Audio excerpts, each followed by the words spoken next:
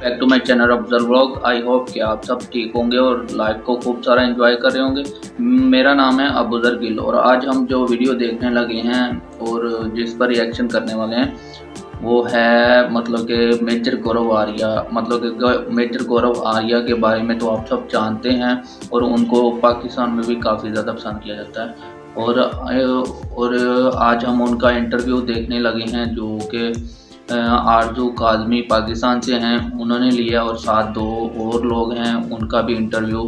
क्या इसमें बातें हुई हैं, क्या क्वेश्चन हुए हैं, क्या आंसर दिए गए हैं, वो सब हम जानेंगे। वीडियो को स्टार्ट से लेकर एंड तक देखिएगा। आपको बहुत सारे क्वेश्चंस और आंसर्स, जो क्वेश्चंस के होंगे आंसर्स भी मिलेंगे और बहुत कुछ इन्फॉर्मेशन आपको इस वीडियो में मिलेगी। तो वीडियो को शुरू से लेकर एंड तक देखिएगा। वीडियो स्टार्ट करने से पहले आप सबसे एक छोटी सी रिक्वेस्ट है कि मेरे चैनल को कर लें सब्सक्राइब और साथ बने हुए बेल आइकन को प्रेस कर लें ताकि मेरी आने वाली वीडियो का नोटिफिकेशन भी आपको मिलता रहे। तो अगर वीडियो अच्छी लगे तो दोस्तों के साथ भी शेयर करें ताकि लोग हमारे साथ जुड़ सकें। तो वीडियो को स्टार्ट करते हैं।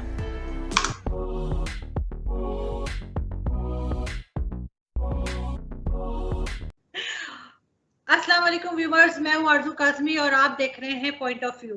आज ये हम जो डिस्कस करने जा रहे हैं वो बिल्कुल इंडिया और पाकिस्तान रिलेशंस पे हम बात करेंगे कि 72 साल गुजर गए हैं और अभी तक जो है वो हमारे झगड़े ही जो है वो नहीं खत्म हो रहे। और मुख्तलिफ मौकों पे आपने देखा है कि एक दूसरे के ऊपर हम इल्जामात भी लगाते रहते हैं और किसी हद तक कभी कभी हमने ये भी देखा है कई सालों में कि ताल्लुकात बेहतर भी हुए हैं। और यहाँ तक हुआ है कि प्राइम मिनिस्टर इंडिया के जो है उन्होंने भी यहाँ विजिट किया है और यहाँ से यहाँ तक के हमारे जो फौजी डिक्टेटर जिन्हें कहा जाता है परवेज मुशर्रफ, वो भी इंडिया गए थे। लेकिन ज्यादा टाइम जो है वो टेंशन रहती है। लेकिन जो आम पब्लिक है, चाहे वो इंडिया की हो या पाकिस्तान की हो, वो क्या चाहती है उसको हम ट्विटर पे भी देखते हैं, फेसबुक पे और सोशल मीडिया पे बात होती रहती है। तो उनमें हमने इतनी नफरत नहीं देखी। यहाँ तक कि हम जो इंडियन मीडिया ज्वाइन करते हैं, जो हमारे साथ डिबेट पैनलिस्ट आते हैं, जो एंकर्स होते हैं, बड़े सख्त किस्म के सवालात करते हैं। लेकिन खास तौर पे मैंने कभी उनके लहजे में, उनकी आंखों में कभी नफरत नहीं देखी। हाँ, ये जरूर है कि हमारी बात एक दूसरे से मैच नहीं कर रही होती, हम बिल्कुल अपोजिट बात कर रहे होते हैं। तो इसी तरह की कुछ बातें, कुछ टॉपिक्स लेकर हम आज आए हैं और हमने जी आज अपने शो में इनवाइट किया है। ऐसे तो किसी तारुफ के मोहताज नहीं है, सभी उनको जानते हैं। टीवी के हवाले से भी, आर्मी में भी रह चुके हैं, इंडियन आर्मी में भी सर्व किया है और पाकिस्तान की तरफ से जब जो पैनलिस्ट जाते हैं तो उनसे भी वो बड़े सख्त किस्म के घुमा के सवाल करते, बाद में गलत भी करते तो हमें बाद में पता लगता है कि हम तो वैसे ही फंस गए थे। तो जी बिल्कुल आप समझ गए, हमारे साथ हैं जी मेजर गौरव आर्या। हम उन्हें वेलकम करते हैं सर शो में। और उनके साथ हमें जी ज्वाइन किया है वैभव सिंह साहब ने, जो कि एनालिस्ट भी हैं, ब्लॉगर भी हैं और सबसे बढ़कर बहुत अच्छे इंसान हैं। और जब ट्विटर पे उनके साथ भी मैं जान जान के जाके कुछ ना कुछ लिख के और वहां से भाग जाती हूँ, उसके बाद दोबारा नहीं देखती कि क्या कमेंट्स आ रहे। और फिर उनके फॉलोअर आके जो लिखना शुरू करते हैं तो वो कहीं खत्म नहीं होता। तो और हमें इसके अलावा जी ज्वाइन किया है पाकिस्तान से फखर यूसुफजई साहब ने। आप सीनियर जर्नलिस्ट भी हैं, टीवी एंकर भी हैं और फखर का ताल्लुक केपीके से है, जो कि एक बहुत ही सेंसिटिव एरिया कहलाता है पाकिस्तान के लिहाज से भी और इंटरनेशनली भी सबको पता है कि वहां से फाटा भी जुड़ा हुआ है और अफगानिस्तान और इस तरह की हर बात जो है वो फखर उस पर काफी ग्रिप रखते हैं। तो वेलकम टू द शो फखर। और सबसे पहले मेजर गौरव आपकी तरफ चलूंगी।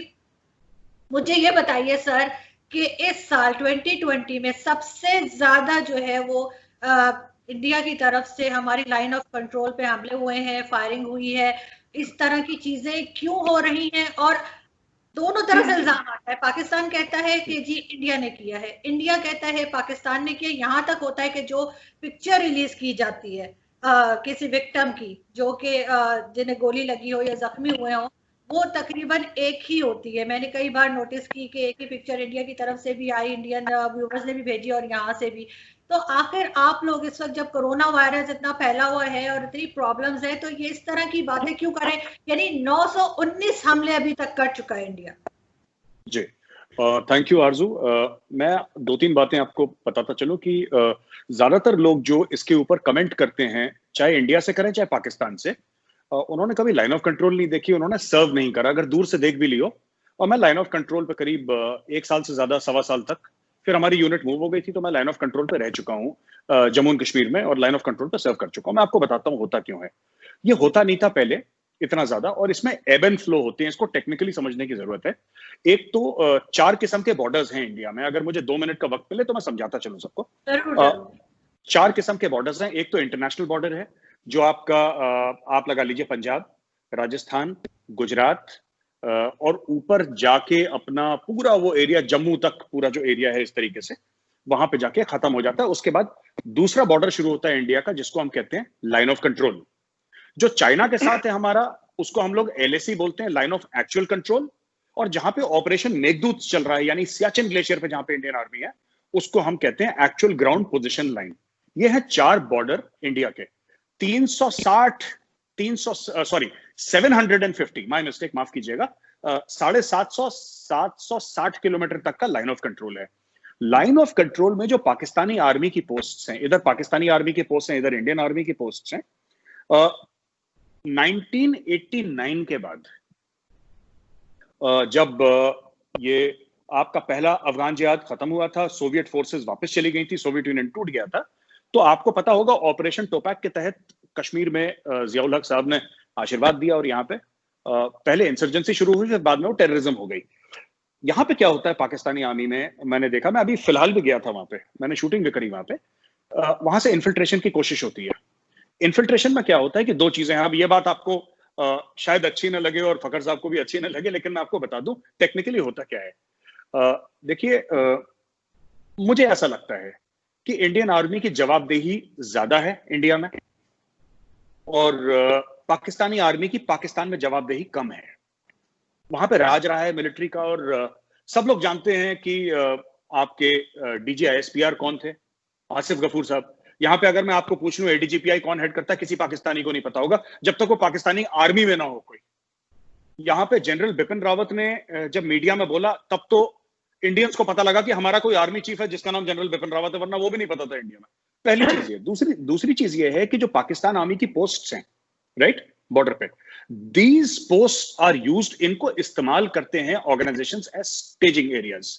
इसीलिए इसे आप लोगों ने ड्यूरेंट लाइन में जिस तरीके से फेंसिंग करी है अभी, if I am not mistaken, Pakistan army ने फेंसिंग करी है ड्यूरेंट लाइन में कई जगह, if not all, in some places it has done fencing. Similarly line of control पे या इंटरनेशनल बॉर्डर पे हम लोगों ने फेंसिंग करी है अरबों रुपए खर्च करके, अरबों डॉलर खर्च करके, रुपए छोड़ दीजिए, अरबों डॉलर खर्च करके हमने लाइन ऑफ कंट्रोल में फेंसिंग करी है, क्योंकि पाकिस्तान से आते हैं। लेकिन हमने चाइना में कहीं फेंसिंग नहीं करी। आपने देखा होगा जो LAC है, LAC पे हमने फेंसिंग नहीं करी, क्योंकि चाइनीज आते हैं चले जाते हैं, हम जाते हैं चले जाते हैं, हमारे बीच में जो भी कशीदगी होती है, वो मुक्का लात मारी, वो बॉलीवुड स्टाइल की फाइटिंग हुई, लात वात घूसे मारे, गोली आज तक नहीं चली वहां पे 1967-68 के बाद। तो मैं ये कहता हूं कि अगर आप लोग इन्फिल्ट्रेशन कैसे होता है, इन्फिल्ट्रेटर्स को आपको कवरिंग फायर देना पड़ेगा, आपको हेड डाउन करना पड़ेगा ना एनिमी का, यानी हमारा हेड डाउन। अगर आप मेरा हेड डाउन कैसे करेंगे, आप आर्टिलरी से फायर करेंगे। अच्छा, फिर हम लोग CV बोलते हैं, काउंटर बम्बार्डमेंट। आपकी आर्टिलरी फायर करेगी, उसका पैरोबोला रीड करके फिर हमारी आर्टिलरी फायर करेगी।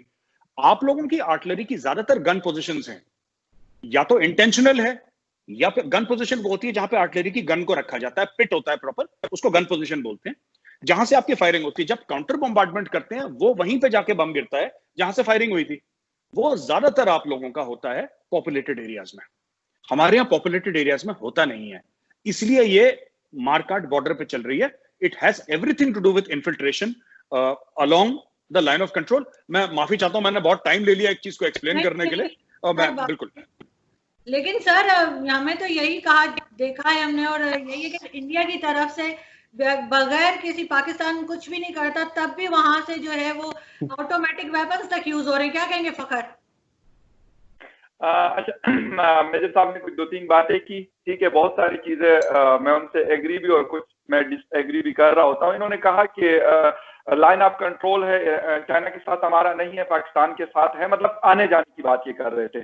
और दूसरी इन्होंने बात की कि हमारे जो फोर्सेस ने अपने जो गन्स वगैरह या चीजें लगाई हुई हैं, तो वो मतलब पॉपुलेटेड इलाके में।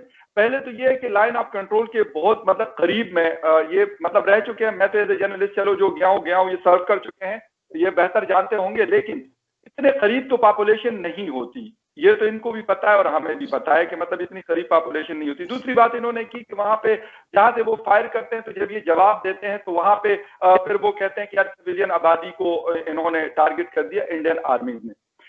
सेम यही क्वेश्चन ये लोग उठाते हैं कि यार हम लोग सिविलियंस को मारते हैं, और सेम यही क्वेश्चन जो इन्होंने कहा ये मतलब पाकिस्तान आर्मी के जो सर्विंग लोग हैं उनसे जब मेरी बात हुई तो सेम इट इज जवाब उन्होंने मुझे दिया कि भाई इनके लोगों ने, इनके गन्स वगैरह भी ऐसे इलाकों में लगे होते हैं जहां पे सिविलियन की पॉपुलेशन रहती है, तो लाजमी सी बात है जब आप फायर करते हो तो फायर तो गोली तो किसी का लिहाज नहीं करती कि मैं सिविलियन हूं या आर्मी को सर्व कर रहा हूं, वो किसी को भी लग सकती है। तो ये पॉइंट इनका, अब ये पाकिस्तान आर्मी और हिंदुस्तान आर्मी क्योंकि ये खुद कर चुके हैं, अभी नहीं है लेकिन ये सर्व कर चुके हैं, तो या ये झूठ बोलते हैं या फिर ये झूठ बोलते हैं, सिविलियंस को ये बेवकूफ बनाते हैं। तो ये दोनों साइडों से।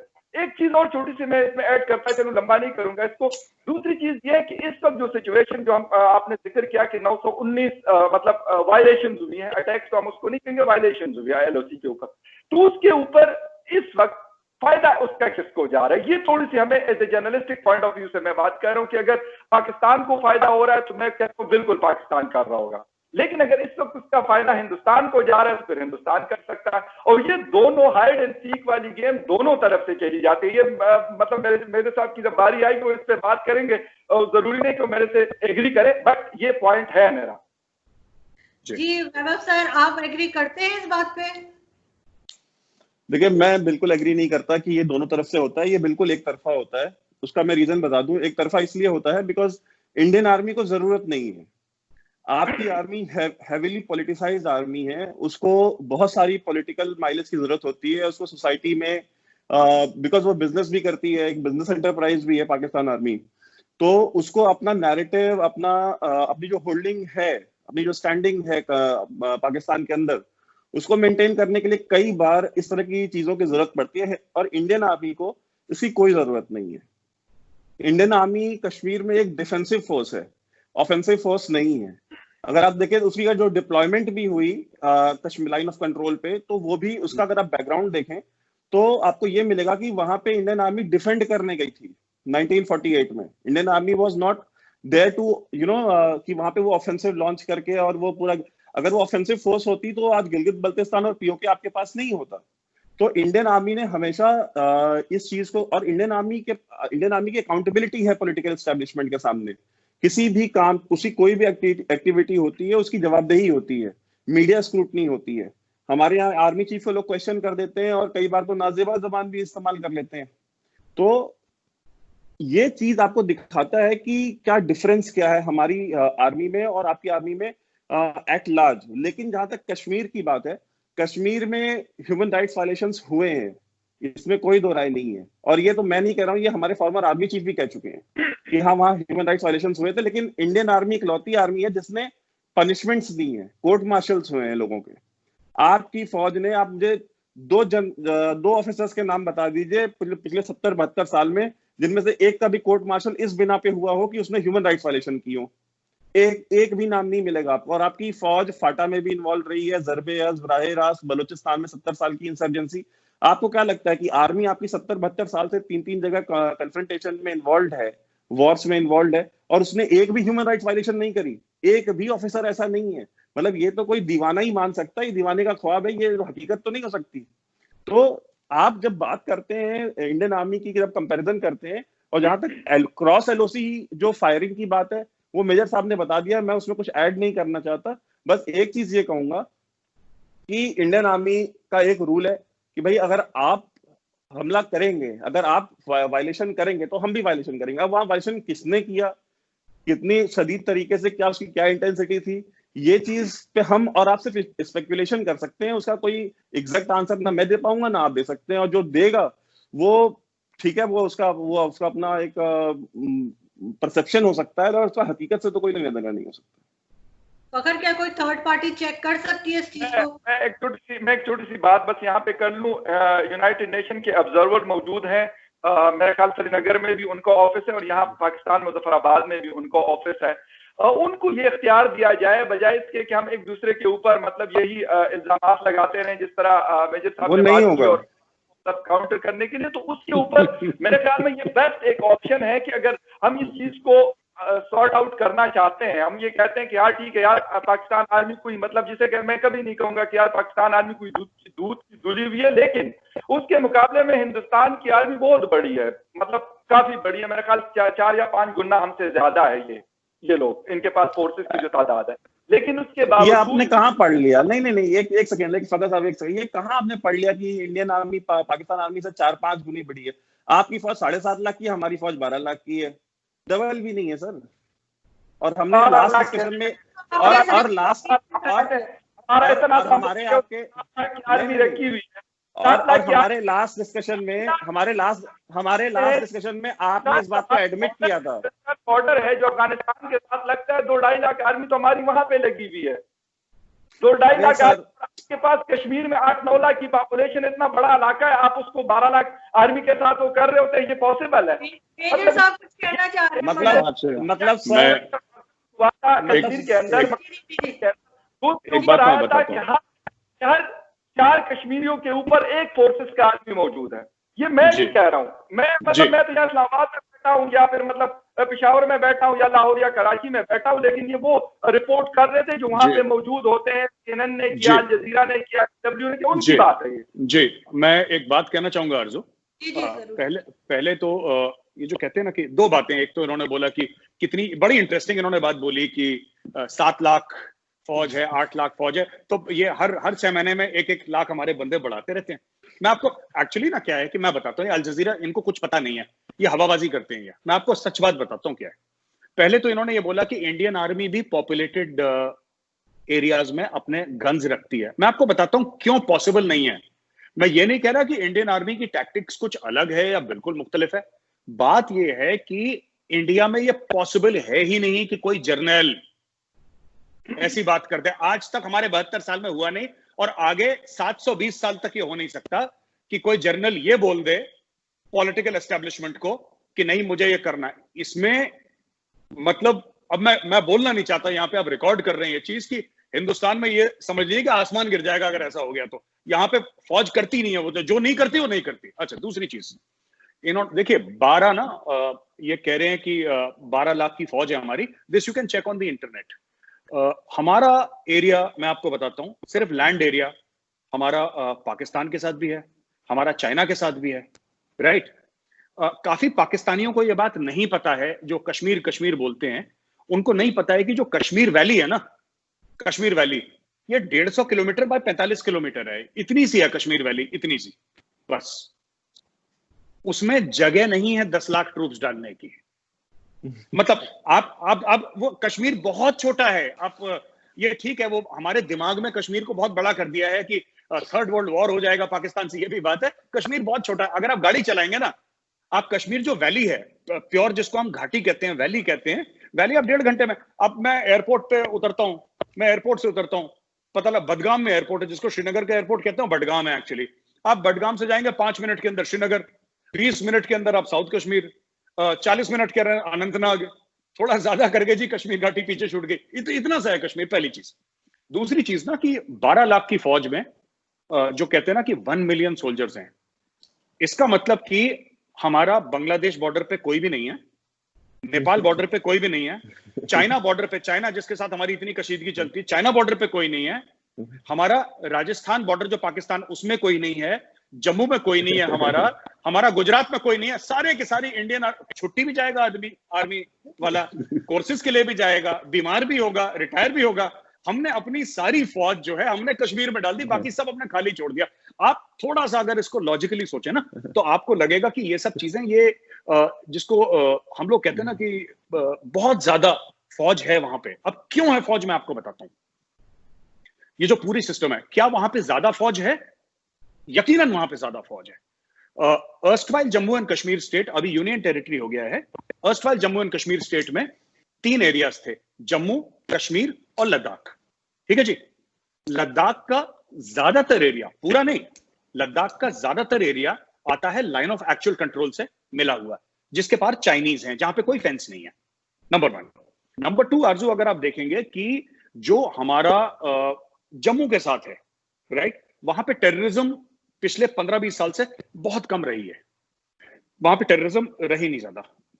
अब वहां पे भी मुस्लिम पॉपुलेशन बहुत ज्यादा है, गुजर हैं, बकरवाल हैं, पर वो बाद में जब आप माइंडसेट समझेंगे कश्मीर में कैसी कॉन्वर्सेशन, तब आपको वो प्रोग्राम लंबा हो जाएगा फिर आपका। तीसरी चीज ये है कि वहां पे 3 किस्म के कोर हैं जो ऑपरेट करते हैं।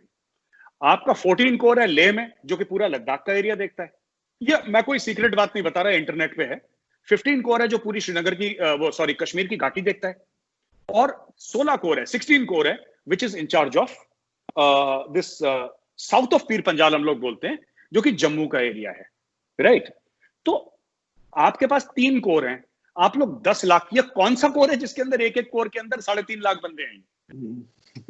ये मतलब ये मैंने पूछा भी था। आई एम सॉरी, एक और चीज बताता हूं आपको। मैं ऑक्सफोर्ड गया ना, मुझे ऑक्सफोर्ड यूनिवर्सिटी से इनविटेशन आया, तो वहां पे पाकिस्तानी बच्चे बैठे थे। तो वहां पे एक लड़की थी, she was a young kid only, तो वो पूछने लगी कि कह रही है कि नहीं, मैं आपसे मेजर साहब एक सवाल पूछना चाहती हूँ।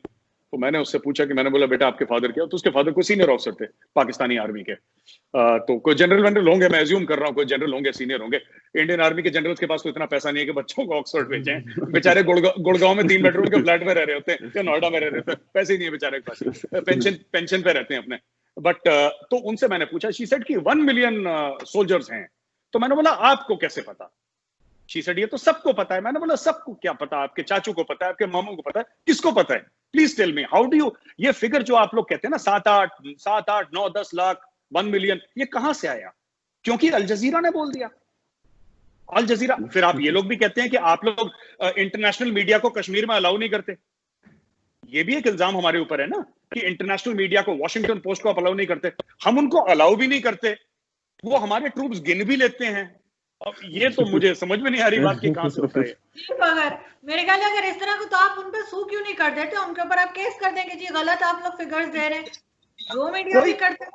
नहीं, मैं बताता हूं आरजू जी, हमें कोई फर्क नहीं पड़ता। बहुत बड़ा मुल्क है, $3 ट्रिलियन की इकोनॉमी है, 5 ट्रिलियन की क्या वॉशिंगटन पोस्ट? मैं तो कह रहा हूं, मैं छोटा मुंह बड़ी बात नहीं करना चाहता। मैं ये किसी दिन अंबानी खरीद लेंगे इनको, ये हमें कोई फर्क नहीं पड़ता। लेकिन मेजर साहब विद ड्यू रिस्पेक्ट, बहुत दफा आप खुद भी ट्विटर पे इस तरह की न्यूज लगाते हैं पाकिस्तान के बारे में जो बिल्कुल ठीक नहीं होती, बिल्कुल गलत न्यूज होती है। मैंने कई बार मेंशन भी किया है कि आप उसको डबल चेक कर लिया करें। ठीक है, आपका काम है कि आप हमारे पीछे लगे रहे, हमें भी अच्छा है, हम भी आपके पीछे लगे रहते हैं कि इंडिया में क्या हो रहा है, लेकिन आप उसको एक दफा डबल चेक कर लें, किसी पाकिस्तानी जर्नलिस्ट से पूछ लें, किसी से पूछ लें। आप बार दफा आपको वो ट्वीट अपनी हटानी भी पड़ जाती है, लेकिन आप क्या करते हैं, आप बाज नहीं आते, आप 2 दिन के बाद फिर कोई शोषण छोड़ देते। मैं सुबह देखती हूँ आज मेरे सामने क्या किया है, तो वो डबल चेक करें। मैं आरजू जी आपको एक चीज बोलता हूँ, पाकिस्तानी भी देख रहे हैं ना, मैं सारे पाकिस्तानी भाई बहन जो मेरे देख रहे हैं, मैं उनसे एक रिक्वेस्ट करता हूँ। एक चीज, आप मेरे ट्विटर टाइमलाइन पे जाइए और आप मुझसे कहते हैं ना कि आप जहर उगल रहे हैं, तो मैं मान लेता हूँ 1 मिनट के लिए, क्योंकि आप कह रहे हैं कि मैं जहर उगलता हूँ। आप 5 अगस्त के पहले देखिए और 5 अगस्त 2019 के बाद का देखिए, आपको जमीन आसमान का फर्क दिखाई देगा। उसके पीछे रीजन है, कारण है। मैं आर्मी वाला हूं, इसलिए एक मेरी राय है, क्योंकि मैंने जमीनी चीजें देखी हैं, एक मेरा माइंडसेट है, एक मेरी राय है, मैं पढ़ता हूं। ये आपके आसिफ गफूर साहब ने शुरू करा, ये जो वैभव का चैनल है ना, डिफेंसिव ऑफेंस, या वैभव को जो रॉ एजेंट कहते हैं, वैभव कभी बनारस से नोएडा नहीं आता। हम लोग कभी ये सब काम नहीं करते अगर आसिफ गफूर साहब बैठे बैठे छेड़ते नहीं, हम लोग चुपचाप बैठे थे। मैं तो काम करता हूं मीडिया नेटवर्क के लिए, मैं तो अपनी किताब लिख रहा हूं, मेरा 10 काम है, वैभव के काम है। हमारी सरकार ने, मैं आपको फ्रैंकली बोलता हूं, हमारी सरकार ने जवाब नहीं दिया। हमारे यहाँ ISPR जैसा कुछ है ही नहीं इंडिया में। आर्मी का अलग है, नेवी का अलग है, एयरफोर्स का अलग है। आप एक और चीज मैं कहना चाहता हूं, जो पाकिस्तानी भाई बहन देख रहे हैं ना, मेरे दोस्त, मैं उनसे रिक्वेस्ट कर रहा हूं, आप DG ISPR के ट्वीट्स देखिए, 100 ट्वीट्स आप DG ISPR के देखिए, और जो इंडियन आर्मी का हैंडल है ADGPI, आप उसके 100 ट्वीट देख लीजिए, आपको खुद पता लग जाएगा कौन क्या कर रहा है। हम फ्रस्ट्रेट हो गए कि हमारी सरकार जवाब नहीं दे रही, तो हमने वैभव को कॉल करा, मैंने बोला भाई ये करना है, ही सेड डन, तो हम लोग शुरू हो गए। लेकिन सर खबर सही तो दिया करें ना, आप तो फेक न्यूज दे रहे होते हैं, प्रॉब्लम ये है। फॉर एग्जांपल कि आप गलत बोल, आप सही बोल रहे हैं। फॉर एग्जांपल सर, एक बार नहीं बहुत बार आप पाकिस्तान बहुत बार में आप एक एग्जांपल दीजिए, आरजू जी एक एग्जांपल तो दीजिए ना, हमें भी पता लगे। एक कोई बात बताइए कि आपने वो ट्वीट करा था जिसमें खबर गलत पाई गई, आप बताइए। कभी आप माइनॉरिटी के हवाले से बात करते हैं, जैसे आपने कहा कि जी वो सिख जो लड़का था उसको आपने कहा जी पाकिस्तान वो मुसलमानों ने मार दिया, ये करके बाद में पता लगा कि जी उसकी फियांसी ने, उसका कुछ फैमिली प्रॉब्लम था जिसकी वजह से फैमिली के अंदर ही कोई इस तरह की बात हुई। कौन सी बात है ये? आप लोग बहुत दफा फखर आपने भी देखी है। मैंने मुझे तो कोई याद नहीं है, ये कौन से सिख का ट्वीट है ये? सर क्या बात कर रहे हैं? ऐसी एक बात बता रही, लेकिन कई बार आपको मैंने आपके ट्विटर पे खुद लिखा है, मैंने कहा सर इसको डबल चेक कर लिया करें प्लीज। आप बताएं ना, मैंने कौन सी गलत, आप एक बात तो बताएं। आपने बोला सिख लड़के को, मुझे नहीं समझ में आया कौन सा ट्वीट है। मीडिया से रिलेटेड एक हमारा मीडिया पर्सन था जो कि पेशावर से सिख था, उसका मर्डर हुआ था। अगर आपको आवाज आ रही है? मुझे आप ये बहुत स्लो बात करें, मेरा स्पीकर ऑफ है, मेरी आवाज आ रही है आप लोगों को? आ रही है जी बिल्कुल, आप बिल्कुल क्लियर हैं एकदम। जो आपका लिखा हुआ है, आई डोंट नो दैट कि क्या वजह है। मैं इनको बता देता हूँ, हरमीत हमारे बहुत अच्छे भाई हैं, हमारे साथ यहाँ इस्लामाबाद में, वो जर्नलिस्ट है, उनके भाई थे छोटे, और मेरे ख्याल इंडिया के 6 चैनल्स ने उसके ऊपर प्राइम टाइम में शोज भी किए थे। उनका मर्डर हुआ था बेसिकली मर्दान में, और उनकी डेड बॉडी मिली थी पेशावर के आउटस्कर्ट में। किसी जमाने में 2007-8 में वहां पे एक तालिबान का एक हुआ करता था, मतलब एक छोटा सा इलाका है, वहां पे उनकी डेड बॉडी मिली थी। जब मैंने उसको कवर करना किया, क्योंकि हमारा बैरू वहां पे मौजूद है पेशावर में और आना जाना भी है, तो मैंने जब पता किया वहां से, तो मैंने उन लोगों से भी पूछा, मैंने यहाँ तक पूछा, मैंने कहा टारगेट किलिंग है या कोई पर्सनल, क्योंकि बहुत सारे लोगों के जो बलदेव सिंह साहब आप लोगों के पास आए हुए, उन्होंने भी यहाँ पे कुमार साहब को मारा था, जो हमारे MP थे बुनेर के। तो वो इस तरह की इनकी आपस में दुश्मनियां, क्योंकि पश्तून है बेसिकली, है बिलोंग सिख कम्युनिटी से करते हैं, लेकिन है तो पश्तून, तो दुश्मनियां उनकी होती है। तो मैंने उनसे पूछा, अपने रिपोर्टर से मैंने पूछा, फिर मैंने और जगहों से चेक किया कि क्या हुआ था, लेकिन आफ्टर 3 डेज सारा कुछ जब रिकॉर्ड वगैरह निकल आया, तो मतलब वो फिर हरमीत ने भी उसको माना, और वो सारी चीजें जब वो कहा गया, जब उसकी जो फियांसी थी वो पकड़ी गई, वो शादी के लिए पाकिस्तान आया हुआ था, तो उसने खुद कह दिया था कि यार मैंने अपनी एक फ्रेंड के थ्रू इस बंदे को बुलाया था और यहाँ हमने इसका मतलब मर्डर किया मर्दान के एक इलाके में, और उसके बाद इसकी डेड बॉडी हमने वहां पे फेंक दी। और यकीन करें, मैं ये कहता हूं कि अगर हमारा पाकिस्तानी मीडिया भी किसी गलत चीज के ऊपर शो करता, और मैं कहता हूं कि यार ये फलां दिल्ली में ये हुआ था, या मुंबई में ये हुआ था, या किसी और इलाके में ये, इवन जो ऑक्युपाइड कश्मीर है वहां पे ये हुआ था, अगर वो गलत है तो मेरे ख्याल में उसके बाद उस खबर पे भी बात करनी हमें चाहिए, हम सबको, आपको भी और मुझे भी, और हम सबको तो हम सब बात करनी चाहिए कि हाँ यार ऐसा हुआ था, फिर उसका फॉलो अप भी करना चाहिए, ना कि उस वक्त किया क्योंकि वहां पे माइनॉरिटीज की एक चीज आ रही थी तो हम उठा लिया, तो हमने खत्म कर दिया। एक चीज और मैं कहना चाहूंगी आप दोनों से, आप लोग की आवाज बहुत स्लो आ रही है, मुझे समझ नहीं आ रही, बस इसको पता नहीं, अभी तो ठीक थी। तो दोस्तों ये थी वीडियो जिसमें इंटरव्यू काफ़ी ज़्यादा अच्छा चल रहा था, तो मुझे तो वीडियो देखकर बहुत अच्छा लगा। आपको कैसा लगा नीचे कमेंट करके बताइएगा, और ऐसे ही कंजर्वेशंस और इंटरव्यूज़ चलते रहने चाहिए आपस में, ऐसे ही एक दूसरे के बारे में पता चलता है, एक दूसरे की कंट्रीज़ के बारे में पता चलता है। जब आप हमारे बारे में बात करते हो और हम आपके बारे में बात करते हैं, कुछ के आप आंसर देते हो, कुछ के हम आंसर देते हैं, ऐसी दोनों तरफ से क्वेश्चन जब चलते रहते हैं तो एक दूसरे का पता चलता रहता है, मतलब कि आपकी कंट्री कैसी है, हमारी कंट्री कैसी है, ऐसे पता चल जाता है। तो वीडियो बहुत ही अच्छी थी, बहुत अच्छा इंटरव्यू, और मेरे गौरवारिया में काफ़ी ज़्यादा क्वेश्चन किए, पाकिस्तान की तरफ से भी काफ़ी ज़्यादा क्वेश्चन हुए और आंसर भी दोनों की तरफ से आए, और कोई ऐसी बात थी जिससे पाकिस्तान की तरफ से डिसएग्री किया गया, और कोई ऐसी बात थी कि जिसकी तरफ से इंडिया की तरफ से डिसएग्री किया गया। तो ऐसे ही चलते रहना चाहिए, जब तक एक दूसरे से बातें नहीं करेंगे तो एक दूसरे की इश्यूज़ और ये सॉल्व नहीं होंगे। तो वीडियो बहुत अच्छी थी, मुझे बहुत अच्छी लगी। अगर आपको अच्छी लगी है तो इसको लाइक कीजिएगा और दोस्तों के साथ शेयर ज़रूर कीजिएगा, ताकि हमारे साथ और भी लोग जुड़ सकें और एक दूसरे से ऐसे ही पास आते रहें और एक दूसरे को जानते रहें, और हमारे इस मिशन को आगे आप लेकर चलें। मतलब कि मैं चाहता हूं कि इंडिया और पाकिस्तान दोनों के दरमियान पीस हो जाए और ट्रेड ओपन हो, एक दूसरे के साथ मिलें जुलें, जैसे करतारपुर में आकर सब मिलते हैं। तो वीडियो अगर अच्छी लगे तो लाइक करके दोस्तों के साथ शेयर जरूर कर दीजिएगा। तब तक के लिए आप सब अपना ख्याल रखें और मिलते हैं नेक्स्ट वीडियो में।